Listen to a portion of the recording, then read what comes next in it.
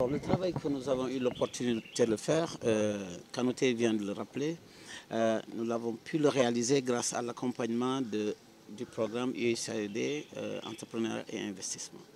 Alors, après la phase pré-incubation, naturellement, il doit y avoir une phase incubation. Cela consiste en quoi? Après la présélection qui a été opérée, effectivement, c'est au-delà de 200 candidatures que nous avions eues. Nous avons pu retenir 25 incubés que nous avons accompagnés dans notre structure. Après cette phase de présélection, ce qui suit immédiatement, c'est un renforcement de capacité. C'est-à-dire, pour pouvoir entreprendre, il y a des connaissances de base, des comportements de base, des principes de fonctionnement et d'attitude qu'il faut asseoir chez l'incubateur et les techniques et les connaissances en termes d'entrepreneuriat pur. Déjà, il est important que les porteurs de projets sachent ce que c'est qu'une entreprise. Donc, toute cette phase de renforcement de capacité préliminaire était indispensable. C'est comme le ferment sur lequel on va planter, n'est-ce pas, n'importe quel type de variété végétale. À la suite de cela, la seconde phase qui est importante chez nous, c'est l'accompagnement sur le terrain. Nous avons un coaching de proximité qui consiste à suivre chacun des entrepreneurs que nous avons à accompagner. C'est extrêmement important.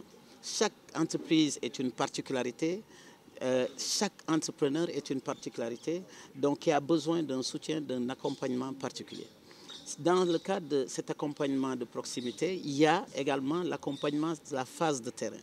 Il est important d'aller trouver l'entrepreneur dans son exploitation, dans son site de développement de son entreprise, pour pouvoir le connecter les connaissances, disons, théoriques qui ont été acquises lors des renforcements de capacité à la réalité que vit l'entreprise et adapter les outils et les comportements en fonction de son exploitation, en fonction de l'entreprise qu'il est en train de développer.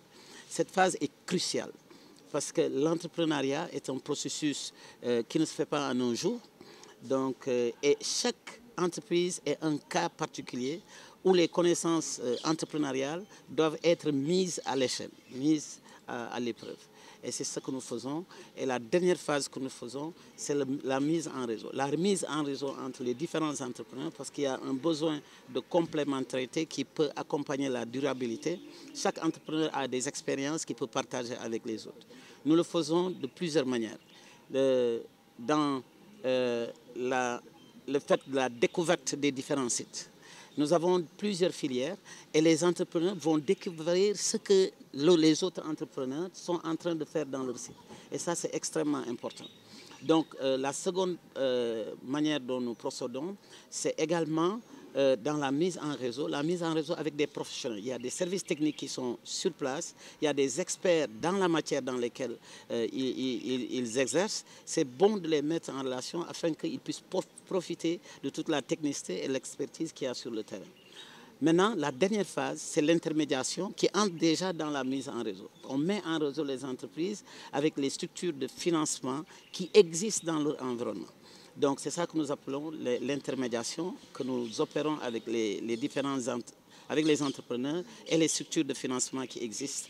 Ça ouvre déjà la dernière phase qui va forcément suivre, c'est l'accompagnement pré-financement.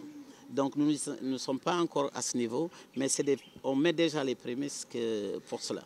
Donc, de façon globale, c'est ainsi que nous procédons au niveau de Business Land et ça permet à l'entrepreneur d'être déjà inséré, d'être déjà imprégné de l'environnement dans lequel il a à développer son entreprise et on assoit en lui les attitudes, les comportements et les compétences qu'il faut pour être un manager qui puisse pouvoir s'adapter à toutes les réalités, n'est-ce pas, qui entrent dans le cadre du projet qu'il est en train de développer.